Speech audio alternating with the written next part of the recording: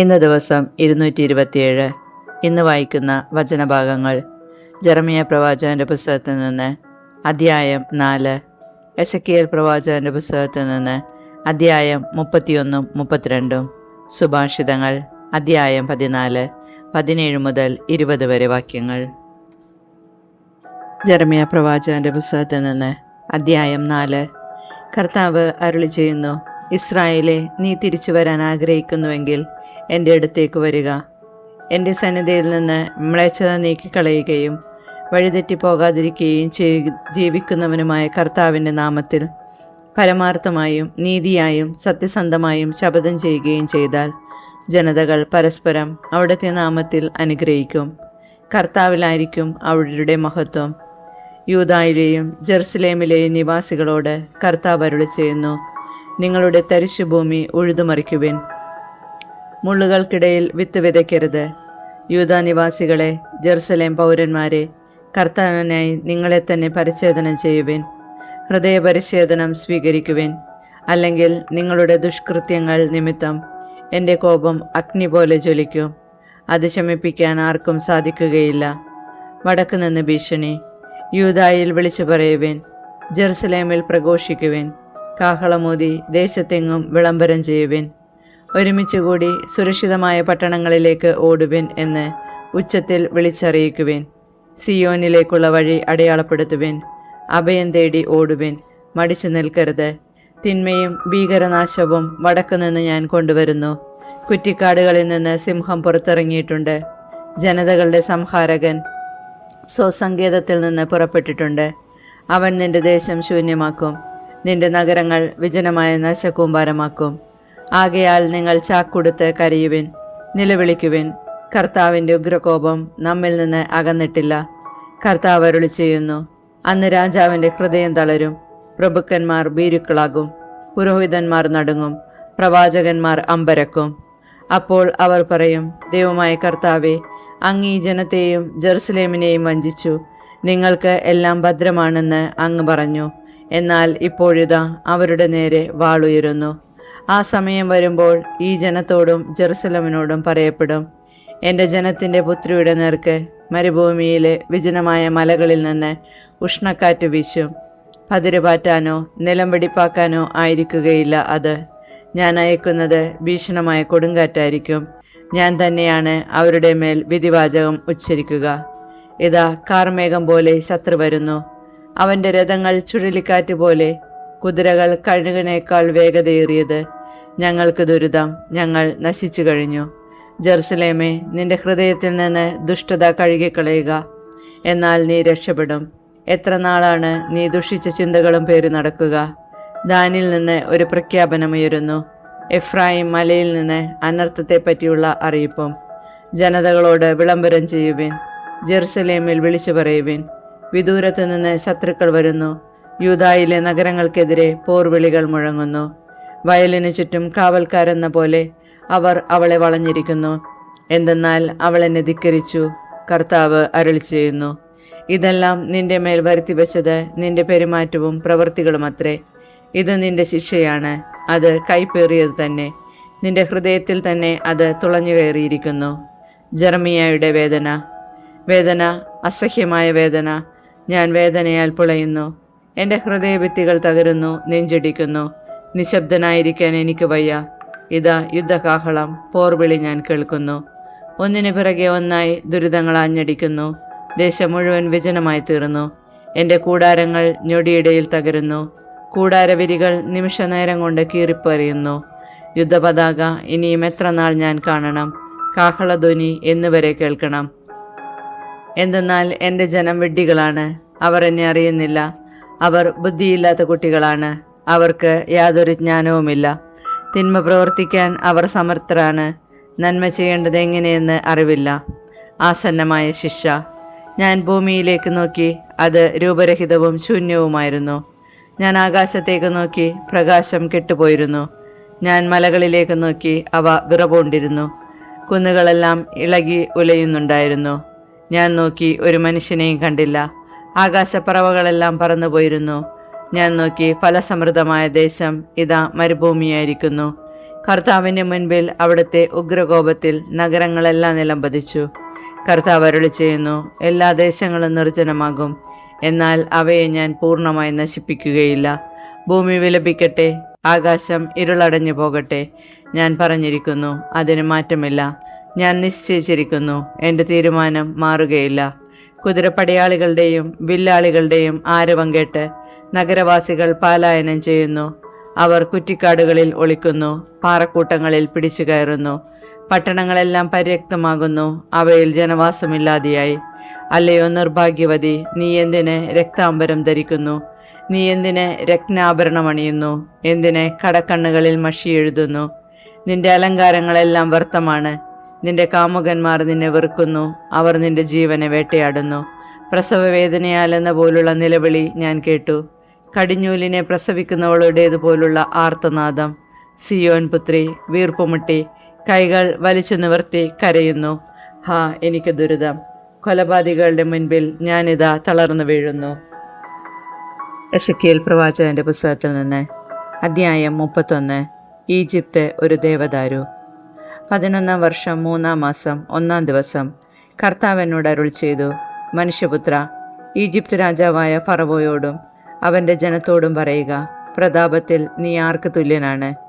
മനോഹരമായ ശാഖകൾ വീശി ഇല തൂർന്ന് ഉയരമേറിയ ലെബനോനിലെ ദേവദാരു പോലെയാണ് നീ. അതിൻ്റെ അഗ്രം മേഘങ്ങളെ മുട്ടിനിന്നു, ജലം അതിനെ പോറ്റി. അത് നട്ടിരുന്ന സ്ഥലത്തിന് ചുറ്റും തൻ്റെ നദികളെ ഒഴുക്കി. വനത്തിലെ വൃക്ഷങ്ങൾക്കെല്ലാം ജലം പകർന്ന് ആഴി അതിനെ ഉയരത്തിൽ വളർത്തി. അങ്ങനെ വനത്തിലെ എല്ലാ വൃക്ഷങ്ങളെക്കാൾ അത് വളർന്നു പൊങ്ങി. ശാഖകൾ ഉണ്ടാകുന്ന സമയത്ത് ധാരാളം വെള്ളമുണ്ടായിരുന്നതുകൊണ്ട് അവ വളർന്ന് നീണ്ടു. അതിൻ്റെ ശാഖകളിൽ ആകാശപ്പറവകൾ കൂടുകെട്ടി. കീഴിൽ വന്യമൃഗങ്ങൾ കുഞ്ഞുങ്ങളെ വളർത്തി. അതിൻ്റെ തണലിൽ വലിയ രാജ്യങ്ങളെല്ലാം പുലർന്നു. വലിപ്പം കൊണ്ടും ശാഖകളുടെ നീളം കൊണ്ടും അത് മനോഹരമായിരുന്നു. അതിൻ്റെ വേരുകൾ ആഴത്തിൽ സമൃദ്ധമായ ജലത്തിനടുത്തെത്തി. ദൈവത്തിൻ്റെ തോട്ടത്തിലെ ദേവദാരുക്കൾ അതിനൊക്കിടെയായിരുന്നില്ല. സരള വൃക്ഷങ്ങൾ അതിൻ്റെ ശാഖകൾക്ക് തുല്യമായിരുന്നില്ല. അരിഞ്ഞിൽ വൃക്ഷങ്ങൾ അതിൻ്റെ ശാഖകളോട് തുലനം ചെയ്യുമ്പോൾ ഒന്നുമായിരുന്നില്ല. മനോഹാരിതയിൽ അതിനു തുല്യമായി ഒരു വൃക്ഷവും ദൈവത്തിൻ്റെ തോട്ടത്തിലില്ലായിരുന്നു. ശാഖാബാഹുല്യത്താൽ അതിനെ ഞാൻ സുന്ദരമാക്കി. ദൈവത്തിൻ്റെ തോട്ടമായ ഏദനിലുണ്ടായിരുന്ന സകല വൃക്ഷങ്ങൾക്കും അതിനോട് അസൂയ തോന്നി. ദൈവമായ കർത്താവ് അരുളി ചെയ്യുന്നു, അത് വളർന്നുയർന്ന് മേഘങ്ങളെ ഉരുമുകയും ആ വളർച്ചയിൽ അഹങ്കരിക്കുകയും ചെയ്തു. അതുകൊണ്ട് ജനതകളിൽ ശക്തനായവൻ്റെ കരങ്ങളിൽ ഞാൻ അതിനെ ഏൽപ്പിക്കും. അതിൻ്റെ ദുഷ്ടതയ്ക്കർഹമായ വിധം അവൻ അതിനോട് പ്രവർത്തിക്കും. ഞാൻ അതിനെ തള്ളിക്കളഞ്ഞിരിക്കുന്നു. ജനതകളിൽ വെച്ച് ഏറ്റവും ക്രൂരന്മാരായ വിദേശികൾ അത് വെട്ടി നശിപ്പിക്കും. എല്ലാ മലകളിലും താഴ്വരകളിലും അതിൻ്റെ ശാഖകൾ വീഴും. അതിൻ്റെ കൊമ്പുകൾ രാജ്യത്തെ എല്ലാ നദിയുടെയും കരയിൽ ഒടിഞ്ഞുകിടക്കും. ഭൂമിയിലെ എല്ലാ ജനതകളും അതിൻ്റെ തണൽ വിട്ടുപോകും. അതിൻ്റെ അവശിഷ്ടങ്ങളിൽ ആകാശപ്പറവകൾ കൂടുകെട്ടും. വന്യമൃഗങ്ങൾ അതിൻ്റെ ശാഖകൾക്കിടയിൽ പാർക്കും.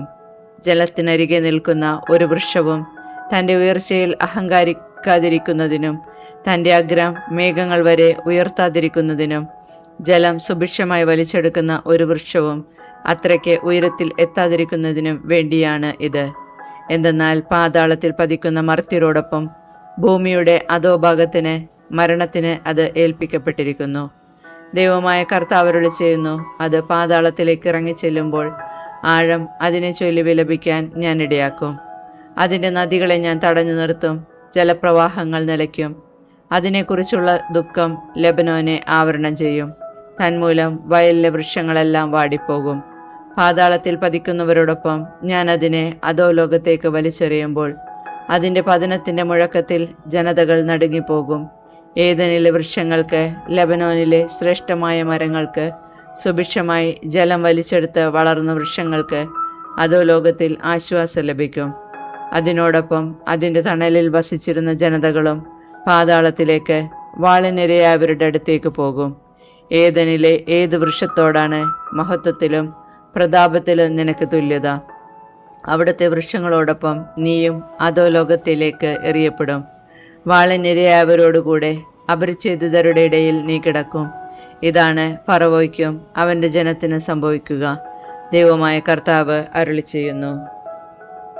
എസെക്കിയേൽ പ്രവാചകന്റെ പുസ്തകത്തിൽ നിന്ന് അധ്യായം 32. ഈജിപ്ത് ഒരു ഘോരസത്വം. 12-ാം വർഷം 12-ാം മാസം 1-ാം ദിവസം കർത്താവ് എന്നോട് അരുൾ ചെയ്തു, മനുഷ്യപുത്ര, ഈജിപ്ത് രാജാവായ ഫറവോയ്ക്ക് വേണ്ടി നീ ഒരു വിലാപഗാനം ആലപിക്കുക. അവനോട് പറയുക, ജനതകളുടെ ഇടയിൽ ഒരു സിംഹമായി നീ നിന്നെ കണക്കാക്കുന്നു. എന്നാൽ നീ കടലിലെ ഘോരസത്വം പോലെയാണ്. നീ നിന്റെ നദികളിൽ ചാടി വെള്ളം ചവിട്ടിക്കലക്കി അവരുടെ നദികൾ മലിനമാക്കുന്നു. ദൈവമായ കർത്താവ് അരുളി ചെയ്യുന്നു, അനേകം ജനതകളുമായി വന്ന് ഞാൻ നിന്റെ മേൽ വല വീശും. അവർ നിന്നെ വലിച്ചു പുറത്തിടും. നിന്നെ ഞാൻ നിലത്തെറിയും. തുറസായ സ്ഥലത്തേക്ക് നിന്നെ ഞാൻ ചുഴറ്റി എറിയും. ആകാശത്തിലെ എല്ലാ പറവകളും നിന്റെ മേൽ പറന്നു വീഴുന്നതിനും ഭൂമിയിലെ എല്ലാ മൃഗങ്ങളും നിന്നെ തിന്ന് തൃപ്തരാകുന്നതിനും ഞാൻ ഇടയാക്കും. നിന്റെ മാംസം ഞാൻ പർവ്വതങ്ങളിൽ വിതറും. താഴ്വരകൾ നിന്റെ പിണം കൊണ്ട് ഞാൻ നിറക്കും. നിന്റെ രക്തമൊഴുക്കി ഞാൻ ഭൂമിയെ മലകൾ വരെ കുതിർക്കും. നീർച്ചാലുകൾ നിന്നെ കൊണ്ടു നിറയും. നിന്നെ നിർമ്മാർജ്ജനം ചെയ്തു കഴിയുമ്പോൾ ഞാൻ ആകാശത്തെ മൂടിക്കളയും. നക്ഷത്രങ്ങളെ അന്ധകാരമയമാക്കും. സൂര്യനെ മേഘം കൊണ്ട് മറയ്ക്കും. ചന്ദ്രൻ പ്രകാശം തരികയില്ല. ആകാശത്തിലെ എല്ലാ പ്രകാശഗോളങ്ങളെയും നിന്റെ മേൽ ഞാൻ തമോമയമാക്കും. നിന്റെ ദേശം അന്ധകാരത്തിലാഴ്ത്തും. ദൈവമായ കർത്താവ് അരുളി ചെയ്യുന്നു. നിനക്ക് അജ്ഞാതമായ രാജ്യങ്ങളിലേക്ക്, ജനതകളുടെ ഇടയിലേക്ക് നിന്നെ ഞാൻ അടിമയാക്കി കൊണ്ടുപോകുന്നത് കാണുമ്പോൾ അനേകരുടെ ഹൃദയങ്ങൾ അസ്വസ്ഥമാകും. അനേകർ നിന്നെ കണ്ട് സ്തബ്ധരാകുന്നതിന് ഞാൻ ഇടയാക്കും. അവർ കാണുകെ ഞാൻ വാൾ വീശുമ്പോൾ അവരുടെ രാജാക്കൾ നിന്നെ പ്രതി പ്രകമ്പതരാകും. നിന്റെ പതന ദിവസം എല്ലാവരും തങ്ങളുടെ ജീവനെ ചൊല്ലി ഓരോ നിമിഷവും വിറകൊള്ളും. ദൈവമായ കർത്താവ് അരുളി ചെയ്യുന്നു, ബാബിലോൺ രാജാവിൻ്റെ വാൾ നിന്റെ മേൽ പതിക്കും. നിന്റെ ജനക്കൂട്ടത്തെ മുഴുവൻ ശക്തന്മാരുടെ വാളിന് ഞാൻ ഇരയാക്കും. ജനതകളിൽ വച്ച് ഏറ്റവും ഭീകരന്മാരാണ് അവരെല്ലാം. ഈജിപ്തിൻ്റെ അഹങ്കാരം അവർ അവസാനിപ്പിക്കും.